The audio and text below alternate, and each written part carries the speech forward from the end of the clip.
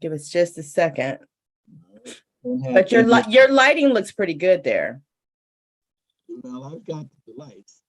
You said you got plenty of lights, huh? I got the lights. I even turned one off. I got the lights here. Yeah, Well, good morning to you. How are you this morning? fine. That's Uh, good. let's see. Got it. Okay, good. All right, All go. right. So, good morning, everyone. I'm Lisa K. Crawford, and welcome to my channel on YouTube. And I appreciate you guys being here this Saturday morning, September 17th. And we have a great guest, Mr. George A. Simpson Jr. is in the house, so to speak. Good morning. How are you? I'm You doing doing okay? good. Thank you for We've been getting up. having a lot of rain down here, Yes. so hopefully we'll have a break today. It's Saturday. I want to go out on the water. Awesome. Yeah, it's raining as we speak up here in Broward County, and you are in Miami-Dade, sir. Is that correct? South Dade, right? Coconut Grove, South Dade.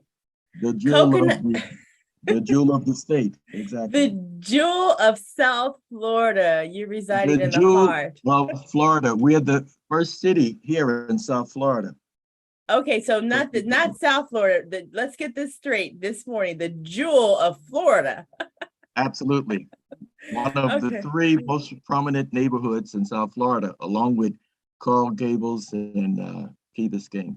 I love it. And that's exactly what I want to speak with you this morning. I want you to educate me and others who are checking out this video about that part of South Florida, Coconut Grove, Key Biscayne, Coral Gables. I mean, your family history is so strong in that area. And I've done some research on your parents who are just simply amazing people. So I just want to hear, start from the beginning, George. Just fill us in, give us an education on growing up in Coconut Grove. Talk about your life growing up, your parents. Just tell us all about that. It's very, very important. And when you told me this before, I was sitting there mesmerized because I met you at a social event, and I thought, where's the book? Because it's such interesting history. The book is on the way. In fact, we're going to be starting that within the next month or so. To get my father to commit to a couple of hours a day is not an easy task, but as he's slowing down now, uh, I'm able to corral him here. Just the other day, he has a birthday coming up in about 2 weeks, and he'll be 97. And Wow. now he's using a walker. And he was telling me the other day, he says, I'm walking like an old man. I say, you are a damn old man. You're 96 years old. Do you know anybody that's still with us that you grew up with? So that calmed him down. Oh my goodness. And I listened to an interview, by the way, George A. Simpson, his father is Dr. George A. Simpson. And your mom, she's a physician. Is she with She us? was she was a physician also. She was a pediatrician. She was the first Black pediatrician in Florida. Absolutely. So your dad was he the first black surgeon specialist? No, no, but he was the first Black surgeon to get all of his final certifications down here in Dade County.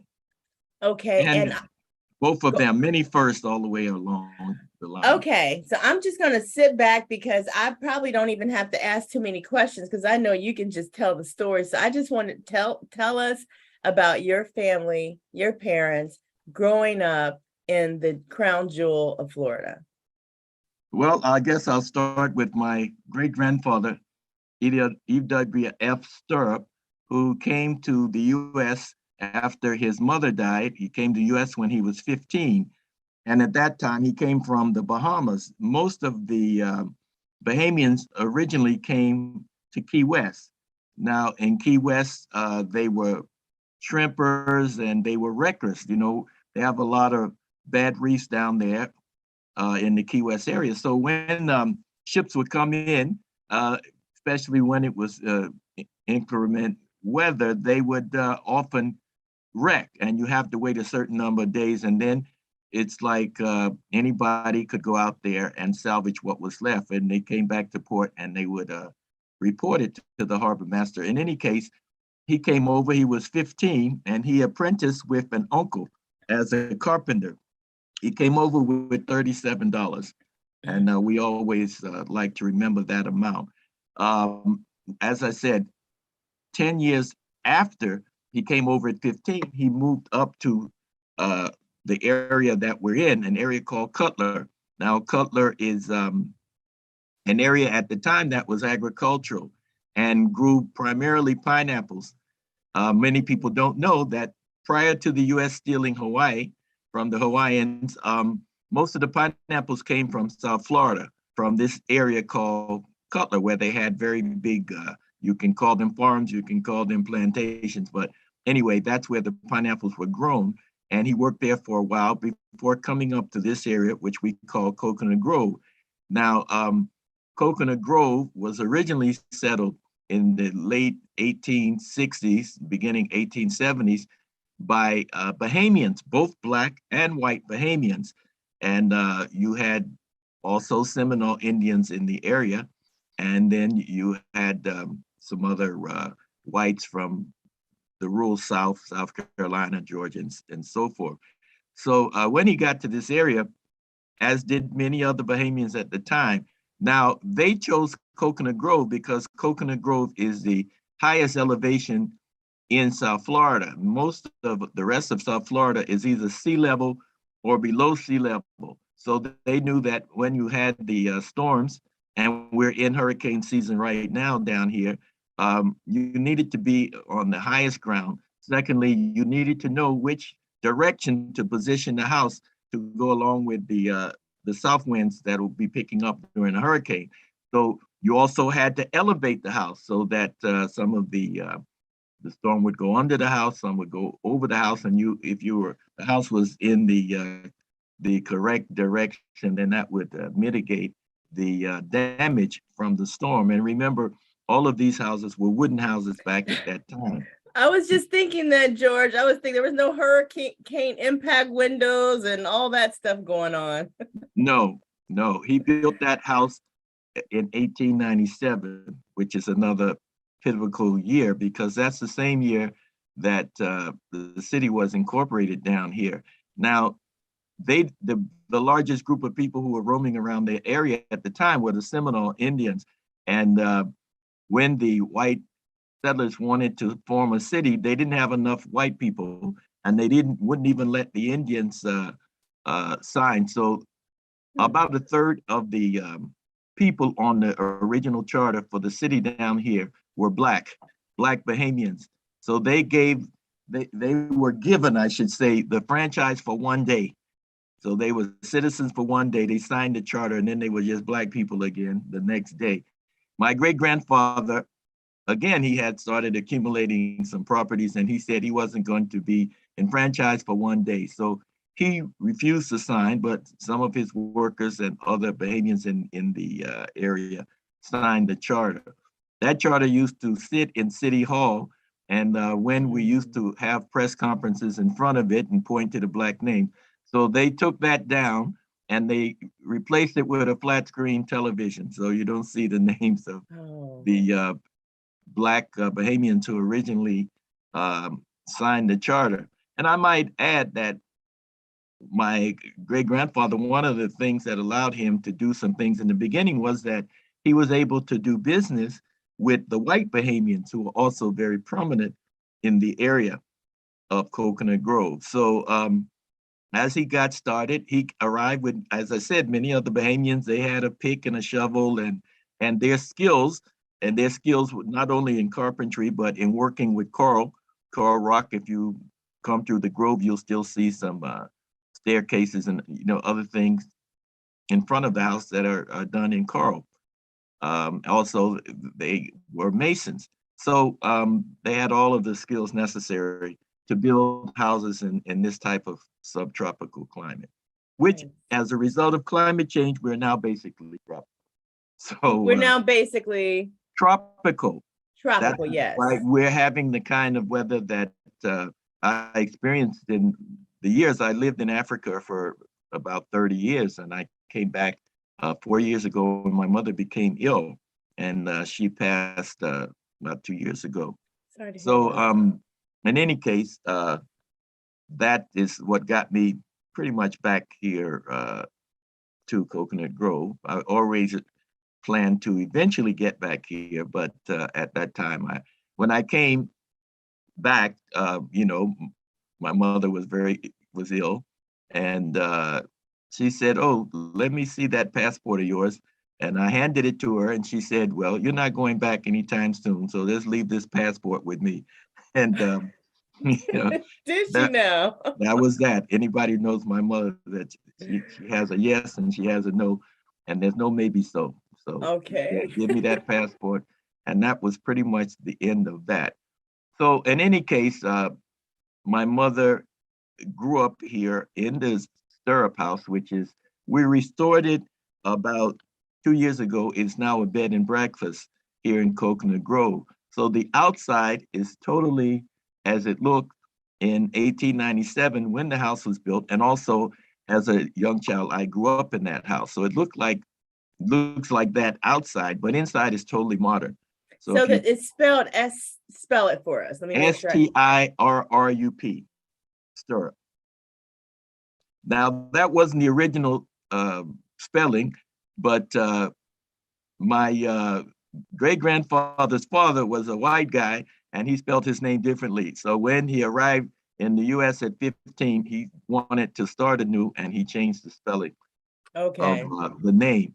So that's Stirrup. And as I said, when he started working, like all of the other Bahamians that arrived around that time, uh, in the late 1880s, he came up to this area. And then by 1890, he was here in the Coconut Grove area, working as a regular laborer. But he went back and married his sweetheart, Charlotte Jane.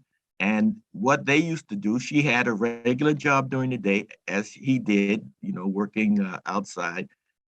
First thing they had to do, as I said, the whole area of South Florida was basically below sea level. So they had to drain the swamps. And the swampland was surrounding here, was in Coral Gables, South Miami, a lot of very prominent areas now. But they used these Black workers initially to do that, and then to actually start construction of various houses here. So the difference was that he and his wife basically worked during the day at those jobs, and at night they worked for themselves, and they put that money aside so that after a couple of years, they were able to buy a team of mules. Now, a team of mules in those days was like having a caterpillar or some other type of bulldozer. You pulled roots out, you carried things back and forth. So that put him in a different category from some of the other Blacks that were in the area.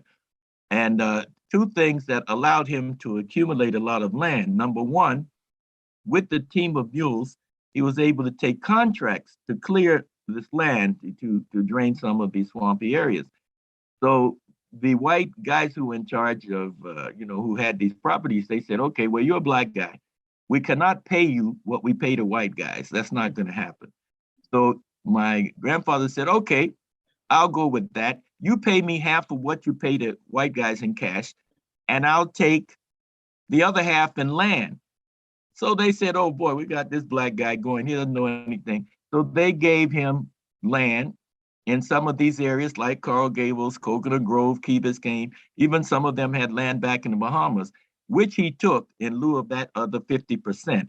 Some of these properties became some of the wealthiest properties in Florida, not even South Florida, especially in Coral Gables. So that's one way that he accumulated a lot of properties.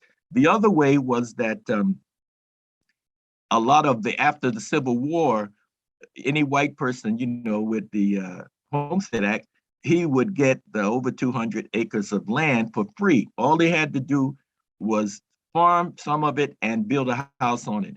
So a lot of these white guys were land rich and cash poor. Wait a second. Let's slow down on that piece right there. What time frame are we talking about as far as immediately after the Civil War? You had Homestead Act, and they wanted to develop certain parts of primarily, the South. And any white male, and many of them weren't even citizens of the United States, they were just white, and they were able to get this land grant. All they had to do, they didn't pay anything. All they had to do was agree to farm part of it and build a dwelling on it. So, every white guy that had a pair of Levi's got this land for nothing. And many of them also didn't have a lot of money. So my grandfather approached them and said, look, what we'll do is I will clear a lot for you and you give me a lot. So this barter type system worked well also, in addition to the deal he had with the white contractors who were draining the swampy areas down here. And that allowed him to accumulate a lot of properties. Upon his death in 1957, he had over 200 developed properties. That means properties with houses on them. He sold half of them generally as he built them, and he rented out the other half. In addition, since all of these people were coming over from the Bahamas and elsewhere, he also had some rooming houses, the last of which were still around now. As a small child, I lived in the family house at 3242 Charles Avenue here. There are a lot of us up in there. It's me, my grandmother, my mother, and a bunch of other family members. So he had accumulated, as I said, 200 properties in what is now, one of the wealthiest areas in Florida, and has been for some time. Now, another thing about Coconut Grove is that when Colonel Flagler and others brought the railroad down here from Tampa, the Florida East Coast Railroad, of course, a lot of the blacks, and they were primarily Bahamians, a lot of them worked on, building the railroad. So he got some contracts. He would be hauling ties and doing other things back and forth. So the fact is that many of the wealthiest people in the Eastern United States, that means in New York City, Philadelphia, Boston, they came down here and built their winter homes in this neighborhood, Coconut Grove. And therefore, you can say this area was never just another neighborhood. That's why the city hall was built here. It's still here. There was a naval station here, Coconut Grove. The Pan Am Clippers that flew to Cuba and Brazil and everywhere else, some of them used to leave from here, take off here at Coconut Grove in an area called Dinner Key, which is the water, just about a mile and a half from any place in Coconut Grove. So that's how that particular thing went. So when you are having some of the wealthiest people in the United States, by the way, this largely precedes commercial aviation. So they came down here on their private railroad cars. And, that was the plane and the luxury yachts of the time. And as I said, as a result, a lot of the other blacks who, weren't as ambitious as my grandfather, they were also able to at least gain one or two properties. And during the 50s and the 60s, this little neighborhood of Coconut Grove had the highest percentage of black home ownership in the United States of America. Wow. You can close your mouth, a mosquito just went inside. Yes, close your mouth. Don't gasp. All right, so anyway, that's where we are. So when people come down here from other areas and other ethnic groups, of course, have come in to South Florida during the years, especially the Cubans came in after 1960, and they have their history, they have their agenda. But when they come to this neighborhood and start talking trash or smack or whatever you want to call it, the black people here say, hold up, we've been here and we've been property owners for some of us for almost a century before you folks came over on rafts or however you got here. So I'm very proud to talk about being from this neighborhood. When you meet someone abroad, and I've traveled extensively in Europe and Africa and other places, they don't say I'm from Miami, they say I'm from the Grove. And everybody black or white, knows what that means. It's not, as I said, just another neighborhood. And as we've had a lot of rain, as you know, in the last week or so, all of those areas, some of these very wealthy condos in Brickell is really below sea level. So they are walking around to get to their $1 million condos with their pants legs rolled up and walking through the water and hoping that their Porsche or Mercedes doesn't get flooded in the basement parking lots of these large condo buildings that are here. When did you start seeing that happen? Because it seems like I've seen it happen almost greatly in the last 10 years as far as all of this water. There you go. As a result of climate change, which some politicians and others don't believe in. When I lived in Africa, I knew we were in a tropical area. We're, very close to the equator. And therefore, South Florida was what would be considered subtropical. But after coming back, and as a result of climate change, we are now basically tropical. And that's why we have an extended hurricane season. And that's why we're having this crazy rain. It always, of course, rained, but the rain is harder, it lasts longer, it's more intense. And therefore, the sewage and the drainage system it was not built to withstand all of this water. And there are a lot of people in a number of very wealthy neighborhoods that, well, let's face it, a lot of people, especially a lot of whites, they like to live near the water. They like to live on the water. And, Black people know better. So they live somewhere away from the actual coastline. And therefore, some of these people that have these mansions here in Coconut Grove along a road called Bayshore Drive, South Bayshore Drive, they have seen their property values drop substantially because, again, you always had high tide, but they have something now with this climate change called king tide, which is high tide on steroids. So therefore, these people who have these beautiful houses right there on the water have seen flooding. Now, not just here in Coconut Grove, of course, we're talking about in Miami Beach and other low-lying areas. And if climate change is not addressed, it's all of these coastal areas are planned to see the water rise of at least 6 to 18 inches over the next decade.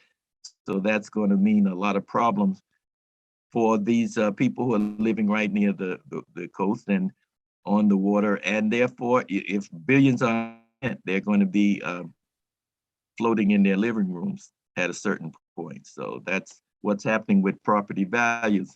As I said, a lot of Black people have been here since the 1880s, basically.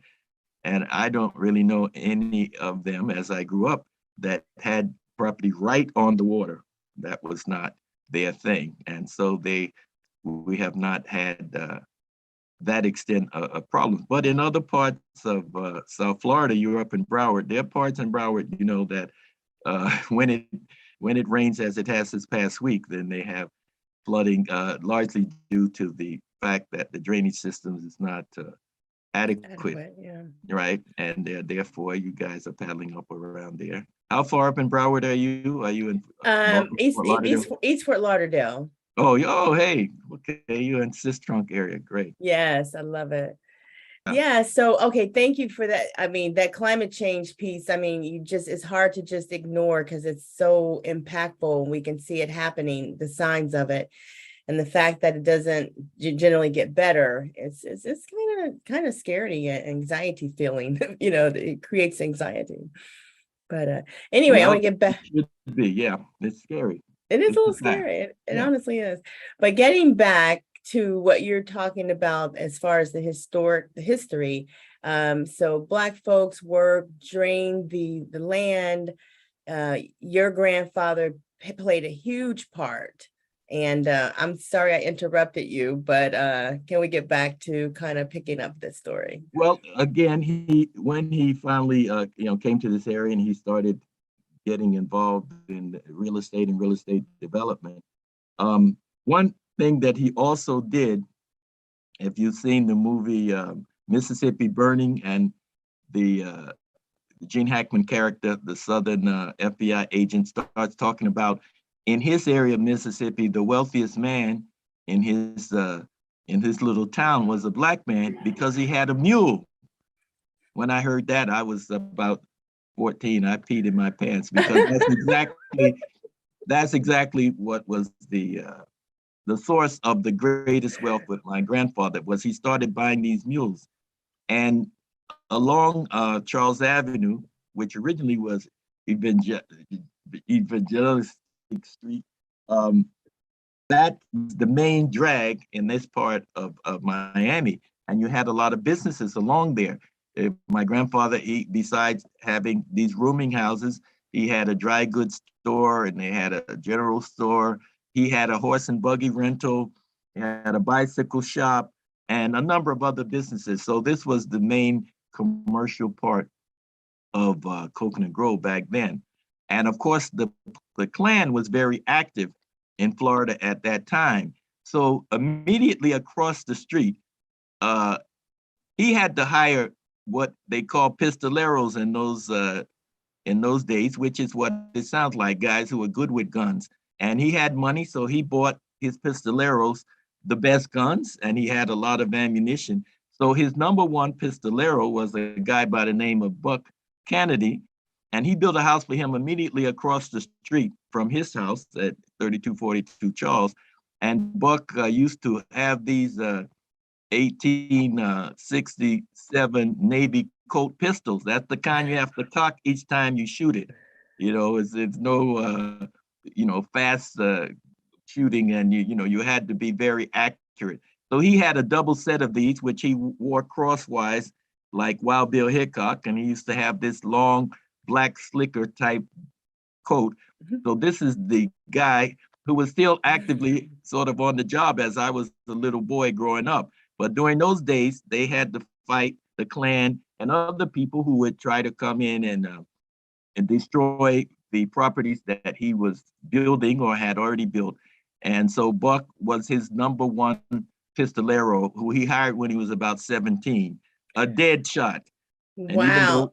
as we grew up, as I grew up as a young child, he lost the sight in one eye and he had a bad leg, but he could still hit a robin at 75 paces and tell you which part of the robin he was going to hit with these Woo. large 50 caliber, well, they weren't 50 caliber, let's say 40 caliber pistols. And you had to be very accurate to hit what you aimed at with those types of things. So as I grew up, Interesting. we knew even as a kid that Buck was across the street, and anybody that came down there, regardless of their color or their official status, were going to have a problem if they messed up and caused problems. So, uh, Don't so mess with Buck. don't mess with Buck. Even when the bad guys started cropping up in Miami, the Miami Vice type bad guys who were here, on the edges of the neighborhood, when they came into Coconut Grove, they knew to not come over to Charles Avenue because they were going to have a problem. And that continued even after my grandfather died in 1957. Buck was across the street. And we are basically diagonally across from the Coconut Grove Playhouse, which was the most famous legitimate theater in South Florida at the time. They had off-Broadway plays, and sometimes Broadway plays during the summer would, feature there. We own a good deal of the land behind the Playhouse, which they use as a parking lot.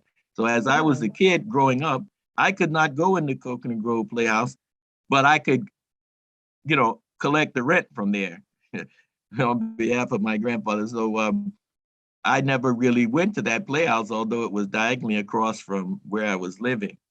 And on Sunday, the white people would go to the Coconut Grove Playhouse and have their Catholic mass. Now, my father, came from New York. He was a Catholic, and there was a black elementary school called St. Augustine, which was basically here in the neighborhood. It was all black, and in the cafeteria of that school, we would have our mass, the black people who happened to be Catholic.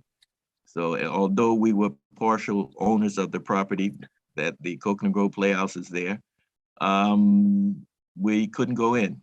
I never saw a play in those days when I was growing up at that theater. So now when they're trying to renovate it and they're talking this, they conveniently, as my Uncle Frank would say, they conveniently eliminate that part of the history, as you're seeing happen in various places in Florida where they are trying to alter the history to conform with a political narrative which they're very comfortable with. So they don't want to talk about all of these kind of things, the racism and slavery and all of the violence that occurred. And from a very young age, I was led to see that you don't have to bring violence, but you have to be prepared for it if you're going to survive as Black people in any kind of business or owning any kind of property. Because obviously, in that regard, a lot of people, a lot of whites became very jealous. And also, he worked with and for some of these wealthy people down here, specifically the Deering family, which built Vizcaya. Now people wonder why the Deerings, why didn't they build it closer to right here in Coconut Grove along Main Highway with all the other wealthy white Northerners? Well, the fact is the Deerings, which own International Harvester, they were up and coming rich people. They were nouveau. So the people who were right here on Main Highway, these were the big guns. These were the Mellons and the people of that who really had a lot of money. And so he went a little further, and his estate, Vizcaya, was a little bit more ostentatious because he wanted to show the established wealth that, he had arrived. And, he built an Italian villa.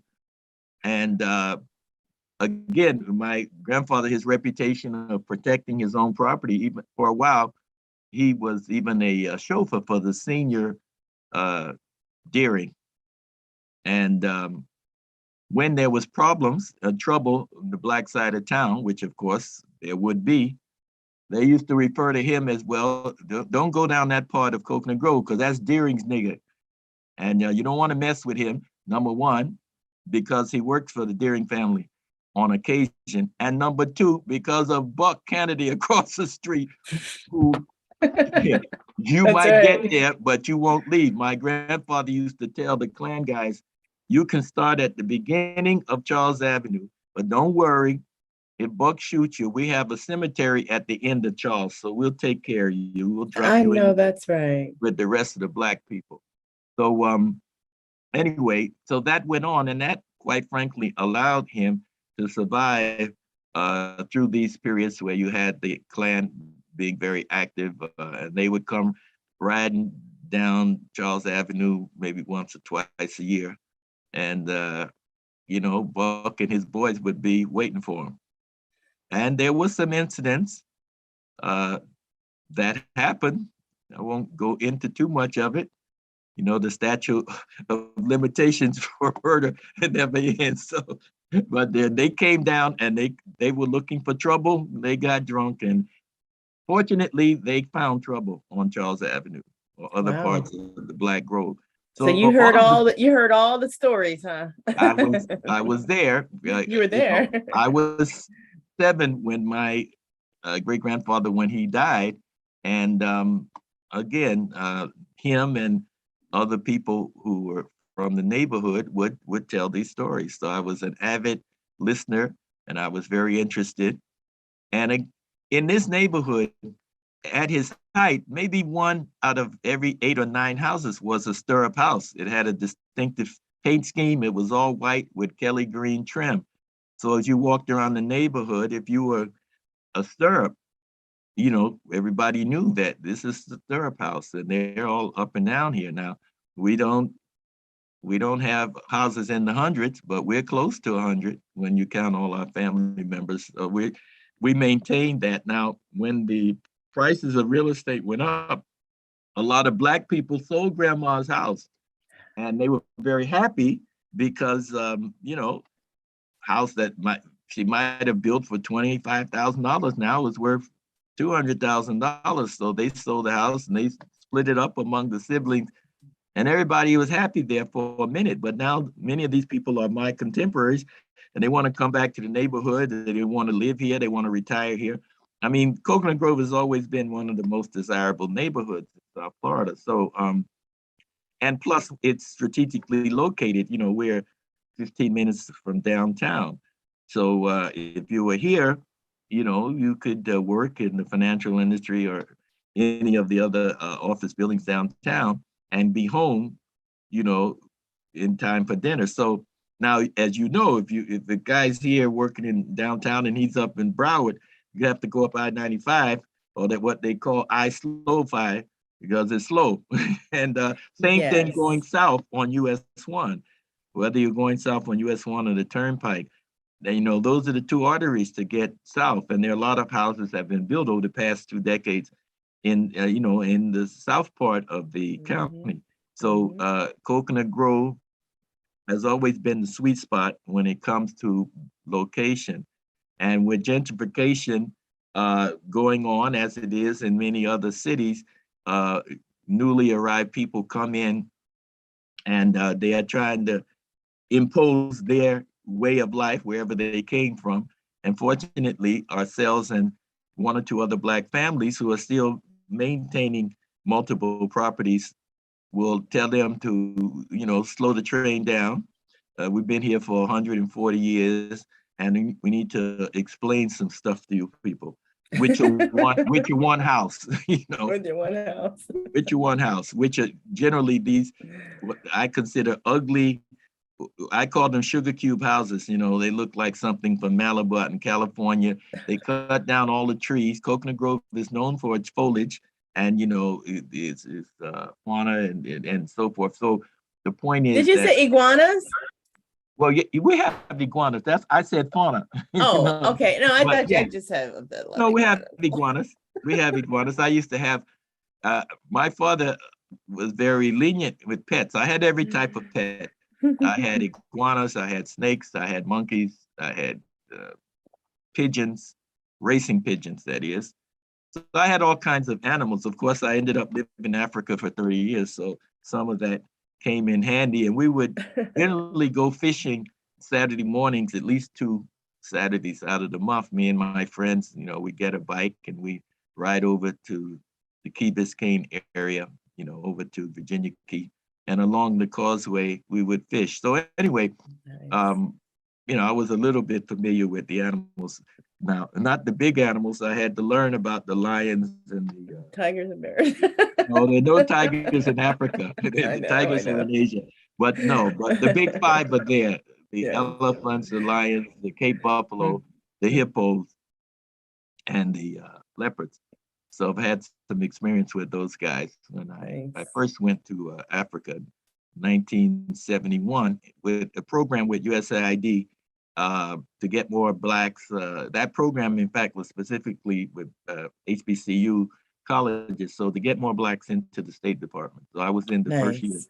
of that program, and I went to Tanzania. Other people went to different countries, but so I was out there in the bush for a good portion of the time I was there, and I became, you know, close to some of these big animals. Now, another thing that Coconut Grove is known for, we have a lot of great athletes that came out of here, specifically sprinters. And you know, the fastest man, Usain Bolt, and those kind of guys, they can run about 27, 28 miles per hour for a short distance. The slowest animal that you'll run into over there, like a hippo can run about 40 miles an hour, an elephant about Wow. 45. And of course, a lion about 50 and for short distances. And a cheetah can run up to 80 miles an hour. Now, in other words, the fastest man in the world can't outrun any big animal over in Africa. So when I first got over there, I had to learn that. Wow. Okay. Not even a hippo. Wow. No, Or an elephant. the largest number of people who are killed every year by animals are killed by hippos, because of course the hippos live largely in the water and they protect their territory. So when you're going there, the average person in the village there, they're getting water from the lakes or the rivers, and the hippos are in there. And if you get too close to the water, don't get between the hippo and his calf. Oh, please. That happened to me once. And believe me, I was out on well, not a hunting trip that time, but a photography trip.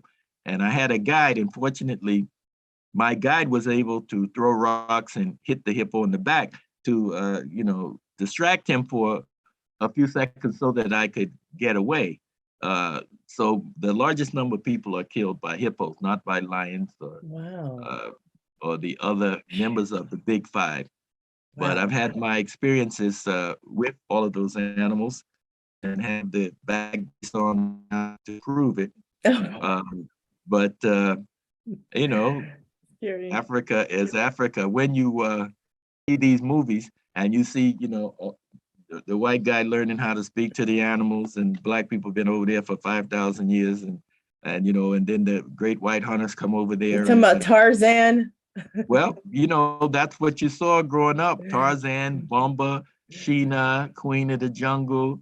Uh, that's what you saw in the movies when you went Saturday morning.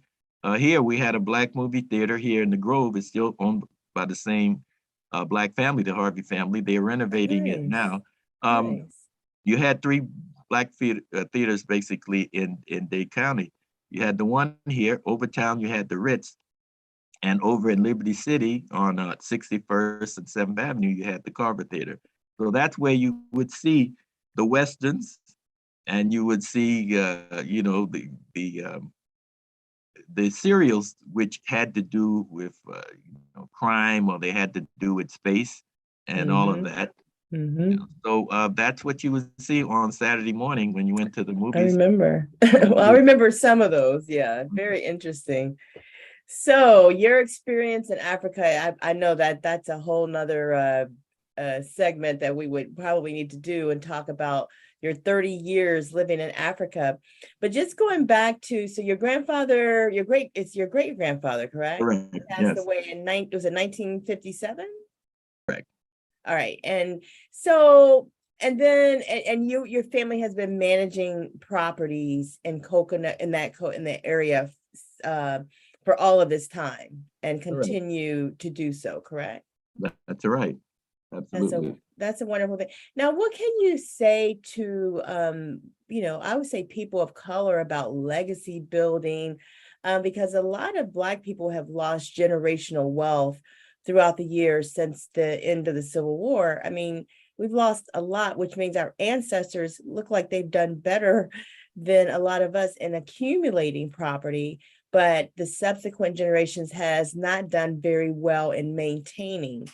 What can you say about Well, that topic? let's be clear.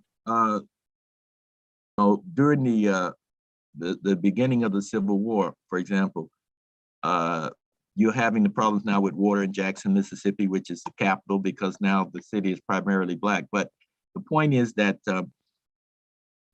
right before the Civil War started, half of the population of Mississippi, for example, was Black, 50%. And as you had all of the industrialization that was in the North, the biggest single asset, it wasn't even the land, and it wasn't the crops that they were sending, the Southerners were sending to Europe and other places. It was the slaves. The slaves were their biggest asset. So uh, they were fighting to maintain their generational wealth, which was partially in the form of land and the plantations, but largely it was in the form of slaves, because even some small white farmers might have one or two slaves, which were worth more than a whole lot of white people put together. So that was an asset, and they would, of course, trade it and brand it and all of that. Now, after the Civil War, a lot of Black people went eventually to the North, but many stayed there. And there were quite a few, hundreds of thousands of Black farmers. So over the past two generations, a lot of them have been hoodwinked, swindled, because you have to deal with with the agricultural department. And they would lend you money to get you in, put your crops in, and then when you harvest and sell your crops, you would pay them back. The Black Mhm. people were discriminated against, and still are today, where they're not able to get the money. Sometimes you would have a racist, agent who would maybe he would give you the money after the crops were planted and whatnot. When you needed the money for seeds and other implements, fertilizer, he wouldn't give you the money, but then he would give you the money after the planting season. Then he would say, "Oh, we complied. We gave these black people their loans." So a lot have lost, and I know people who have been involved in that. Um, involved in black farming. A couple of good friends of mine have been involved in that over the years. And so that's another legacy that's being lost because these people are being hoodwinked out of their land. Remember, it's not just losing the land to farming. A lot of these, and even here in South Florida, south of us here in the Grove, a lot of the farmlands, this was a great truck farm area where you would grow these seasonal crops, cucumbers, tomatoes, and all of that, beans. Um, those farms are being sold for real estate development.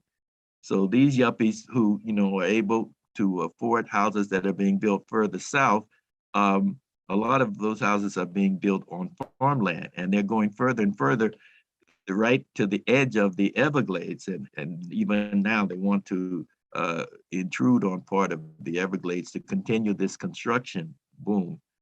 And now that's where they can get some land at sometimes reasonable prices. So a lot of that farming is going out, but in the southern states, Mississippi, Alabama, and so forth, the black farmers, maybe over the past 3 decades, have been more than cut in half. And a lot of times it's not as a result. They're right next door to a white farm who's getting the support from the Department of Agriculture, is getting the seasonal loans and whatnot. And the black people are not. Their paperwork is held up and all kinds of other things, as we're all familiar with blackballing and redlining. For example, when my parents were planning to build their house in the mid 50s, both of them are doctors. Both of them have established their practices. Uh, they couldn't get a mortgage. The black family with 2 doctors, they couldn't get a mortgage. And the only way they did eventually get a mortgage was that my father knew a fellow that actually was the president of a savings and loan over on Miami Beach. And that's how they got a mortgage back then. I believe that might have been the first conventional mortgage that a black family got. Interesting. Okay. So the black people had to, all these people I told you, became homeowners. They had to figure out a way to get those houses. Now, to get them financed, either through relatives and so forth. And in the Grove, you had a lot of the school teachers, they actually built houses here. So I could walk down the road and say, here's my 4th grade teacher's house, here's my 5th grade teacher's house. My grandmother Nice. was the dean of girls at the local high school. So she was Oh, there with us. And here's my principal's house and so forth. Now, many of those houses have changed hands and they're not in the hands of the people. But if you ride to this neighborhood, I just took a friend around 2 days ago, and the biggest houses were very often in the black part of Coconut Grove, were very often built by these teachers, and they have nice. changed hands. And this was, 30 plus years ago. So, some black people weren't just sitting on the bus stop waiting for the bus. Oh Uh, no, working hard, very progressive, hardworking, and then educated Black people. you're up there in Fort Lauderdale. So that's Yes. an interesting, you're up there with Dr. Sistrunk was even, as far as my parents practicing medicine from the 50s, he predated them. As a matter of fact, my father, who was from Harlem, but he didn't, his family didn't have a lot of money up there.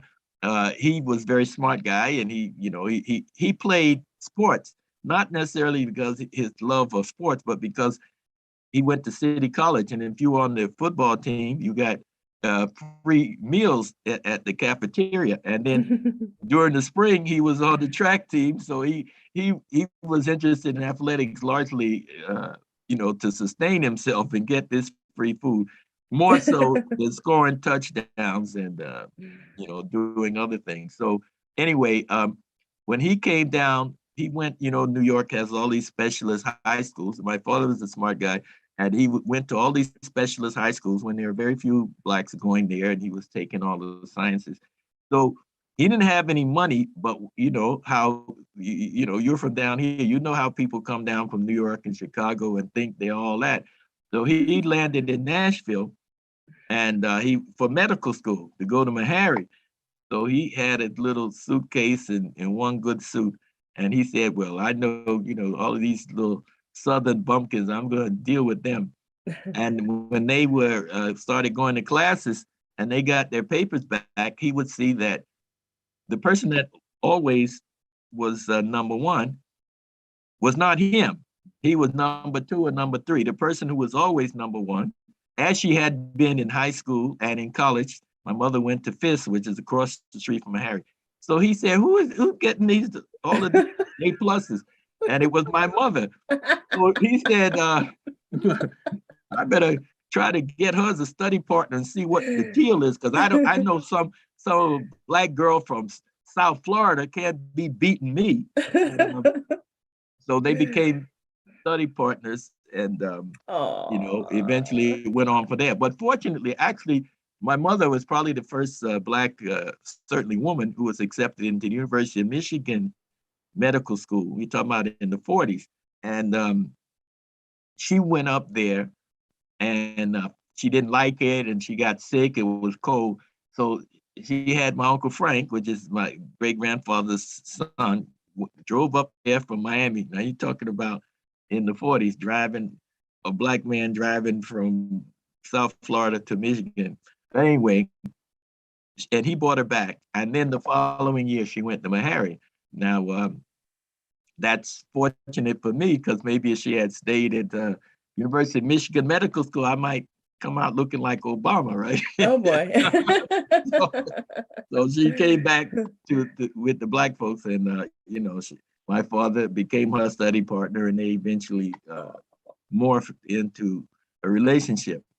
But that's how that went. My mother, I think, when she went to Fisk in 4 years, I think she got one B, and that was in PE. So And she you're was a dainty Southern black woman, and she wasn't into climbing them ropes and all of that stuff that they had to do in PE. She just said, "I'll take the test." And I love it. I leave. read some history on your parents. I'm going to post it. It was a very great article I read. It was probably from 2017. And there was an interview of your dad, somebody, I don't know if it was the University of Miami, but an interview that is out there from around, I don't know if it was 2014 or so, but at any rate, he's given some of the history of how he came to Florida, and how Dr. Sistrung's nephew was his professor at Meharry. So I thought that was very interesting. And he didn't really want to be down here, but he stayed because he seemed like Right. people pulled him and wanted him to be in this area and work. And thank goodness. But That's yeah, I true. But love it. also, he didn't have any money. So the point is, Well, okay, uh, okay. he got the job with, during the summer to come down and work for Dr. Sistrunk. He's still thinking, "I'm going down south, man. I'm from Harlem. I know what's happening. We got the Cotton Club and everything." And getting down here, he saw that there was a very vibrant black area in Overtown, in terms of the entertainment. You had some black hotels. You had the Night Beat, and you had the Carver Hotel, the Mary Elizabeth Hotel. You had all these things down here which catered to black, and many instances were black owned, much more so than the businesses up in Harlem, which were 95% white owned, especially the ones in entertainment. So he was able to see that the black people down here, and of course he met my mother's grandfather, E.W.S. Sturban. Stirrup, one of the few big developments he had outside of Copeland Grove was he built a building over in Overtown, which still is there. It's owned by a church now. It's been renovated, but it's on the corner of 8th Street and 3rd Avenue, which was 3rd Avenue was the heart of Overtown. So he built that office. Well, it's offices downstairs and 2 floors of apartments upstairs.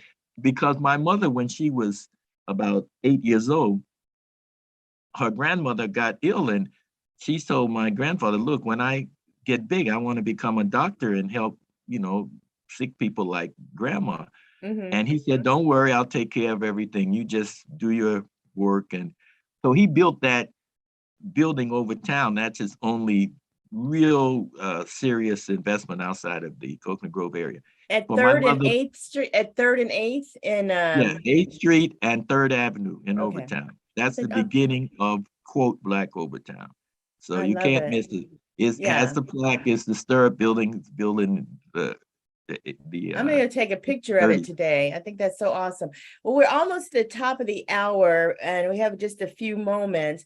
So if anyone wants to reach out to you, I guess get more information, the historical account of Coconut Grove and just that area, can someone reach you by email or phone? They can reach me by email. I don't give out my phone number with all this Okay. catfishing going on. Yeah, it's a lot of craziness. So George A. Simpson Jr. at gmail.com is the Joe at Gmail. mail.com. You did it again. I do. Oh, goodness. Yeah. George George A. A. Simpson. Simpson, Jr. at mail.com. Oh my goodness. Yeah, my brain is like when I say mail, I automatically go to Gmail. So you're Well, right. Mail. Gmail is, of course, the biggest site, and they've been hacked a couple of times. So I stay in the bushes like Grandpa taught us. Stay in the bushes and keep your head down, And and be safe, right? you'll get a lot more guinea fowl that than standing up and becoming a big target. So no, so I don't use Gmail. But in any case, that's how I can be Reached. contacted, Okay.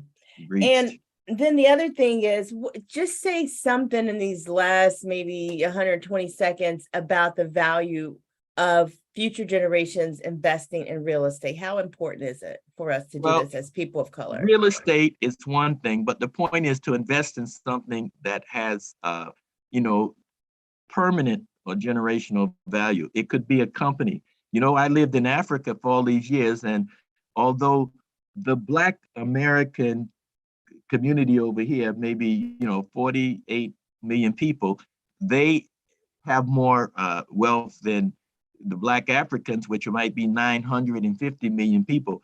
But when you get to a place like Nigeria or Kenya or South Africa, the Blacks will say, okay, you guys, you got Oprah and you got LeBron, but what do they make? What do they do?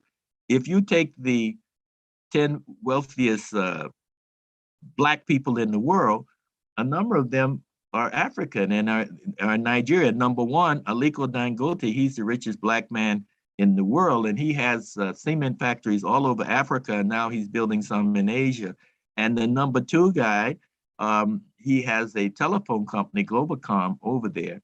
And then there one or two in the top, others in the top 15, including a woman that has an oil company over there. So they say, well, who do y'all have that's rich that don't have a song out or a jump shot?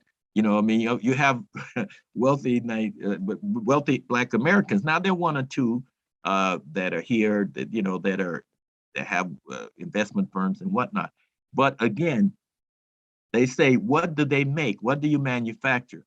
And that's one of the reasons I personally went into the cosmetics industry, because when I started with the Black cosmetic companies in the 80s, these people had factories, they had patents, they had research institutes, and therefore they had stuff. They had buildings, they had companies, and not just that they were spokesmen or that they were doing this and doing that. So I'd say it doesn't have to be real estate, but real estate traditionally has been the biggest source of wealth for people to build generational wealth, not only Black people, but anybody. And that is just the fact. But also people have gone into different permanent businesses. I Uh, like that. you Well, know, when I you went, yeah, go ahead. I'm sorry, I know we're coming to a hard stop here, so we'll have to have you come back and talk about your experience in Africa. Will you do that with us? Sure, why All not? right. Thank you, Africa will Mr. still be there and I'll still be here. So Praise the Lord. Well, thank you, Mr. Simpson. It's been a pleasure having you here today, and we'll have you back on the show in the very near future. We appreciate your time and the good enough. history. Have a nice day. Have a great one. Put your galoshes on. It's going to rain in the afternoon. Okay, we'll do. Thank All you, and right. have a great one yourself. Take care.